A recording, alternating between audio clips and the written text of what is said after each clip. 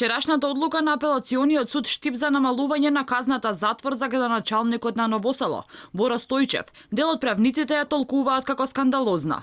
Велат дека дури и првичната казна од 18 месеци е премала, а камоли ова од 6 месеци. Адвокатот Јанаки Митровски вели дека целата постапка во врска со овој случај е неправилно поставена, гледано од аспект дека требало случајот да го води основното јавно обвинителство за гонење на криминал, а не обвинителството од Струмица. Одлуката на апелациониот суд ја коментирам како скандалозна, како што коментирам и целата постапка која што се водеше на началникот на општина Ново село.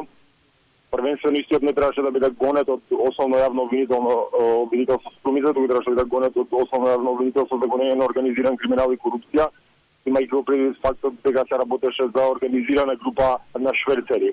Митровски вели дека кандидатурата за градоначалник на Стојчев, иако тој претходно 2 пати било судуван, од правен аспект не е спорна, но за моралниот аспект истакна дека треба да се добие став од матичната партија на Стојчев. Во екот на случувањето со приведувањето на Стојчев, премиерот Заев истакна дека тие биле пријатели, но сепак казната затвор си важела.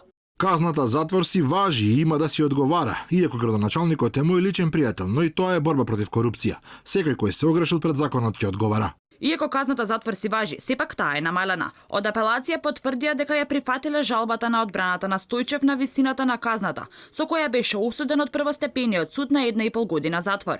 Освен на градоначалникот на Ново село, намалени се и казните на неговиот син и внукот 1 година на 3 месеци затвор, а на пето обвинетиот исто така му е намалена казната од 9 на 3 месеци затвор. Казната пак на сопругата на Стојчев, која беше осудена на 1 година условно доколку не го повтори делото во наредните 2 години, останува иста. На пресудата на Основниот суд во Струмица и висината на казните се жалеше и јавното обвинителство, но неговата жалба апелацијскиот суд во Штип ја одбил.